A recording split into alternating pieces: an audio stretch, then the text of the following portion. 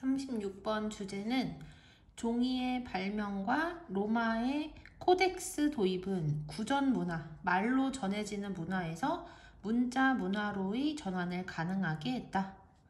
자, transition이 변환이란 뜻이고 transition from A to B 하면은 A에서 B로의 전환 이렇게 해석이 돼서 얘가 문장 전체의 주어, 얘가 문장 전체의 동사라고 볼 수가 있고 from A to B 할 때 A에 해당이 되는 게 구전 문화고 이 구전 문화를 관계 대명사절이 뒤에서 앞으로 꾸며주고 있고 그리고 B에 해당되는 게 문자 문화고 이 문자 문화에 대한 설명이 전치사 구에 설명이 되어 있는 거야. 자, 그럼 해석을 할 때는 어쩌고 저쩌고 한 구전 문화에서 땡땡땡한 문자 문화로의 전환 이렇게 해석을 할게요.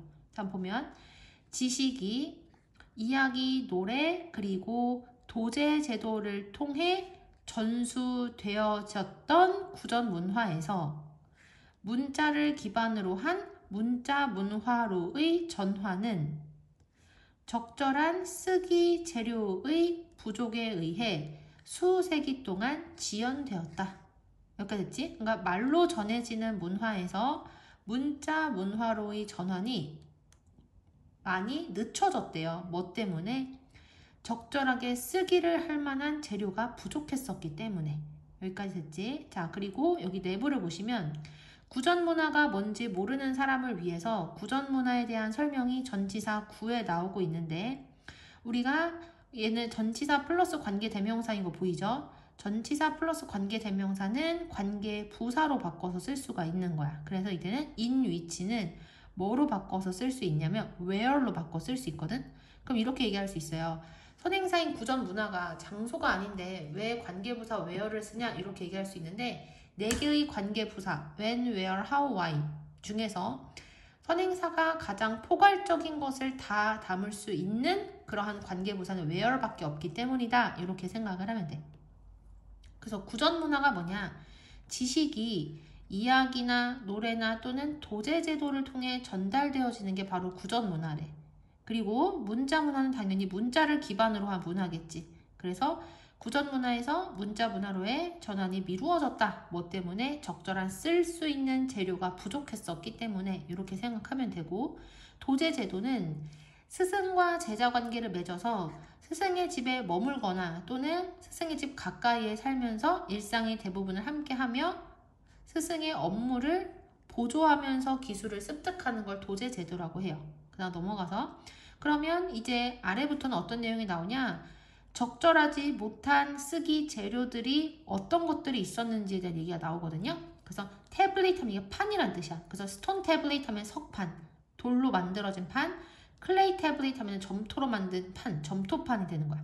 그래서 석판과 점토판이 사용되어졌지만 그렇지만 그것들은 깨지기가 쉬웠고 그리고 운반하기에 부피가 크고 무거웠다. 단점이 있죠. 목재는 갈라짐을 겪고 그리고 부패하기가 쉽다. 지금도 그렇기 때문에 우리가 과거에는 석판이랑 점토판을 사용을 했지만 지금은 사용을 안 하거든요. 근데 목재는 여전히 사용을 가끔 할 때가 있잖아. 나무 판에다 뭐 새기거나 이럴 때. 근데 여전히 목재는 잘 갈라지기도 하고 그리고 부패하기도 쉽기 때문에 여기는 현재 시제를 사용을 한 거야. 그냥 넘어가서 벽화는 고정되어 있고 그리고 공간이 제한된다. 벽화에다가도 글을 쓸 수 있긴 하지만 벽화를 어디에 가지고 다닐 수가 없잖아. 그 얘기를 하는 거야. 자, 그다음 5번 문장에는 일단 두 문장이 but으로 연결이 됐거든요. 그래서 여기 the invention부터 여기까지가 하나의 문장, but 뒤부터가 하나의 문장인데 but 뒷부분은 중요한 표현이 나와. 그게 뭐냐면 it is until 주어 동사, that 주어 동사 하면 해석이 여기를 먼저 해석을 하는 거야. 주어가 동사하고 나서야 비로소 주어가 동사하다 이렇게 해석이 되거든. 그러니까 여기를 해석을 먼저 하고 그 다음에 대 뒷부분을 해석을 한다 이렇게 생각을 하시면 돼요. 자, 여기까지 먼저 끊고 해석을 할 건데 콤마가 양쪽에 찍혀 있으면 어떻게 된다? 두 콤마를 안으로 집어넣어서 괄호를 치고 화살표 앞쪽으로 보낸다. 그러면 해석이 여기 먼저 돼야 되겠지? 자, 여기서 이 said는 과거 분사야. 분사는 형용사랑 역할이 완전히 똑같기 때문에 어떤 역할을 한다? 뒤에 나오는 이 부분을 꾸며준 역할을 하는 거야. 자, 해석을 해보면 중국의 4개의 위대한 발명품들 중에 하나라고 말해지는 종이의 발명은 이러한 문제들을 해결했다. 그러니까 앞에 쓰기 재료로 적합하지 못한 것들이 나열이 되어 있었잖아. 근데 이런 것 이후에 중국에서 만들어진 4개의 위대한 발명품들 중에 하나라고 여겨지는 종이가 이 문제를 해결하긴 했어. 이런 단점들을 해결하긴 했지만 그렇지만 한 다음에 여기 해석할 거야. until 뒷부분 먼저 해석한다고 했지. 로마 사람들이 그 다음 replace A with B 하면은 A를 B로 대체하다 이렇게 해석을 하거든. 하지만 로마인들이 두루마리를 코덱스, 즉 우리가 그것을 현재 책이라고 부르는 것처럼 이렇게 됐거든. 그래서 여기를 먼저 해석해도 괜찮아. 그래서 로마인들이 두루마리를 우리가 현재 그것을 책이라고 부르는 것처럼 뭐로? 코덱스로 대체를 하고 나서야 그제서야 이 재료는 종이란 재료를 얘기하는 거야. 이 종이는 그것의 완전한 잠재력에 다다랐다. 여기까지 됐지? 자, 그러니까 중국에서 발명한 종이가 위에 있는 이 재료들의 단점을 다 해결한 것처럼 보여. 그런데 로마인들이 두루마리, 천에다가 글을 적은 걸 얘기하거든요. 그래서 두루마리를 코덱스가 뭔지 모를까봐 우리한테 설명해 준 게 뭐야? 오늘날 우리가 책이라고 부르는 거래. 그러니까 책이라고 그냥 생각을 하면 돼. 코덱스가. 그래서 로마인들이 두루마리를 책으로 교체를 하고 나서야 그제서야 중국에서 만들어진 이 종이라는 발명품이 제대로 완전하게 사용이 되어질 수가 있었다.